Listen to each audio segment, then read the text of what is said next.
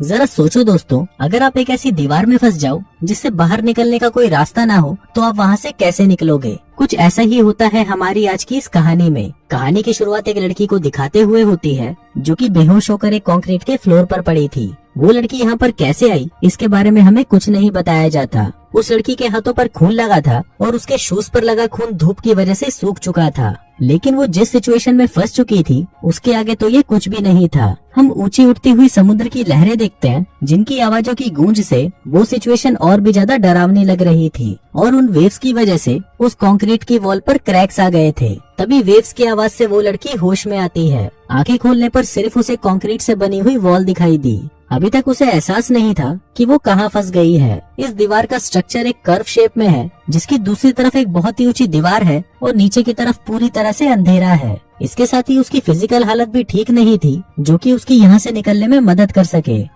हे movie के चाहने वालों, हम आपके लिए लेकर आए हैं एक धमाका ऑफर।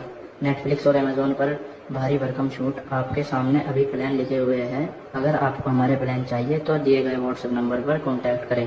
नेटफ्लिक्स और अमेजोन जैसे किसी भी प्लेटफॉर्म के लिए संपर्क करें। उसका लेफ्ट लेग उसकी बॉडी के नीचे फोल्ड हो चुका था और वो उसे मूव तक नहीं कर पा रही थी। वो लड़की जैसे ही इस सिचुएशन को समझती है वो जोर से चिल्लाती है और उसके इस मूवमेंट से वो नीचे खिसक जाती है। अब वो पूरी तरह से तो नीचे नहीं गिरती, लेकिन हमें ये भी पता नहीं है कि वो कब तक अपने आप को यहाँ पर होल्ड कर पाती है। इसलिए अब उसे जो भी करना था वो बहुत ही आराम और पेशेंस के साथ करना था और अगर उसने एक भी गलती या गलत मूव लिया तो वो सीधा यहाँ से नीचे गिर जाएगी। अब नीचे खिसकने की वजह से उसका लेफ्ट लेग और भी दर्द करने लगता है। उसके हाथों का हाल तो और भी बुरा था और उसकी सांसें भी तेजी से चल रही थी। यहाँ से निकलने के चांसेस काफी ज्यादा कम थे, लेकिन फिर भी वो अपनी लाइफ के लिए प्रे करती है। फिर हमें वहाँ का पूरा नजारा दिखाया जाता है जो कि एक हाइड्रो पावर प्लांट था। वो जैसे तैसे ऊपर की तरफ पहुँच भी पाई, फिर भी वो उस ऊंची दीवार से बाहर नहीं निकल पाएगी। अब वो लड़की अपनी सिचुएशन को कोसने लगती है। तभी उसको नीचे से एक बहुत ही डरावनी आवाज आती है जिसको सुनकर वो रियलाइज करती है कि नीचे गिरना उसके लिए कितना भयानक होने वाला है। फिर वो थोड़ा शांत होती है और सोचती है कि शायद ये आवाज हवा की वजह से हो सकती है। वो सोच ही रही थी कि तभी उसे वही आवाज फिर से आई। वो आसमान की ओर देखते हुए फिर से एक बार चिल्लाने लगती है। अब अगर वो बिना कोशिश किए ऐसे ही वहाँ पर पड़ी रही तो उसे मरने में थोड़ा टाइम लग जाएगा, लेकिन अगर उसने हल्का सा भी हिलने की कोशिश की तो वो उसी पल मर जाएगी। मतलब दोनों सिचुएशन में उसकी मौत कंफर्म थी, बस अब ये उसके ऊपर डिपेंड था कि वो क्या चुनती है। वो दूसरा ऑप्शन चूज करती है। वो अपने राइट लेग पर थोड़ा जोर देकर खुद को मूव करने की कोशिश करती है, लेकिन उसका ये प्लान काम नहीं करता और वो थोड़ा नीचे स्लाइड कर जाती है। अब वो लड़की उस कर्व के एज पर थी।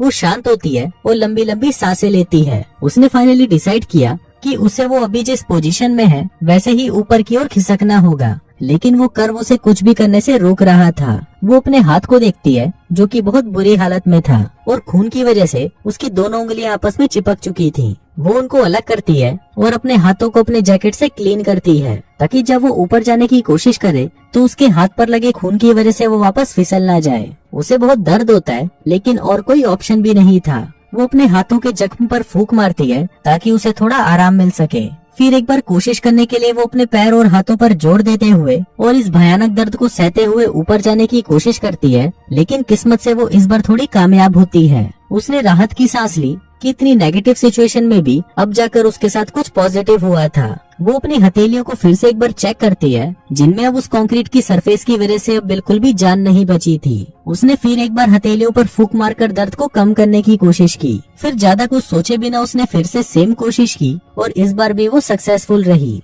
लेकिन अब दर्द और घबराहट की वजह से वो हेल्यूसिनेट करने लगी। उसे कर्व के नीचे हाथों के 2 खून वाले निशान दिखाई देते हैं, लेकिन उनमें उसकी बॉडी मिसिंग थी। वो थोड़ी हाइपर होती है क्योंकि वो अभी किनारे से थोड़ी ऊपर तो थी, लेकिन उसके पीछे जो बड़ी सी दीवार है उसको वो किसी भी कंडीशन में पार नहीं कर सकती थी। पर वो ज्यादा ना सोचते हुए एक बार फिर से मूव करती है, लेकिन इस बार जल्दबाजी की वजह से वो थोड़ा नीचे खिसक जाती है।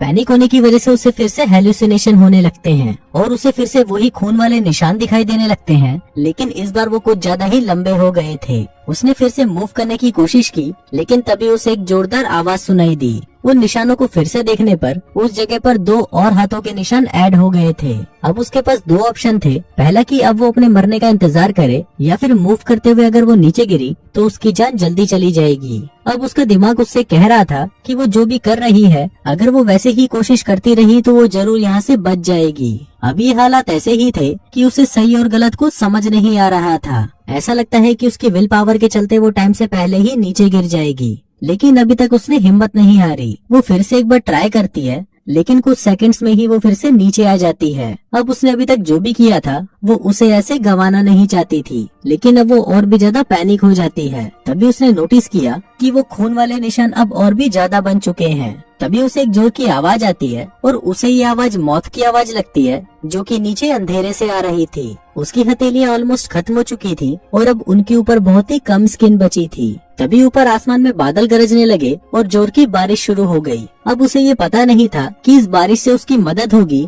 या उसकी मुश्किलें और बढ़ेंगी। वो नहीं जानती थी कि ये बारिश उसका दर्द कम करेगी या उसे जल्दी मारकर उसके बचने की इस उम्मीद को भी खत्म कर देगी। हम इस कहानी में हर बार 2 सिचुएशंस को देखते हैं, लेकिन हर सिचुएशन में उसकी डेथ पक्की थी। तभी बारिश की बूंदें उसके चेहरे पर पड़ती है, जिससे उसे थोड़ा शांत फील होता है। उसे ऐसा लगता है कि जैसे ये कर्व उसका घर हो और यहाँ पर वो काफी टाइम से रह रही हो। लेकिन उसकी ये सिचुएशन भी ज्यादा देर तक नहीं चलती, क्योंकि बारिश के पानी की वजह से वहाँ पर फिसलन हो जाती है, जिससे वो और थोड़ा नीचे स्लाइड कर जाती है। अब उसने अपनी आंखें बंद कर ली। उसे किसी भी हालत में हार नहीं माननी थी, क्योंकि अभी भी उसके अंदर वो सरवाइव करने की आग जल रही थी। लेकिन अब वो धीरे धीरे नीचे जा रही थी। तभी उसे याद आता है कि उसके गले में चैन है, तो वो उसे निकालकर अपने हाथों में बांध लेती है। लेकिन उसका ये आइडिया इतना ज्यादा वर्क नहीं करता और हम उसे धीरे धीरे नीचे जाते हुए देख पाते हैं। अब हमें इस फिल्म में ये नहीं दिखाया गया कि वो लास्ट में यहाँ से निकल भी पाई या नहीं। ये अब हम सिर्फ इमेजिन ही कर सकते हैं। ये कहानी एक बुरे सपने की तरह है, जो हमें हमारे अंदर के डर से रूबरू कराती है। बाकी दोस्तों, आपको ये कहानी कैसी लगी मुझे नीचे कमेंट करके जरूर बताएं। और अगर आपको ये वीडियो अच्छा लगा हो तो प्लीज इस वीडियो को लाइक करने के साथ साथ मेरे चैनल को सब्सक्राइब कर लेना। मैं मिलता हूँ आपसे अगले वीडियो में, तब तक के लिए बाय।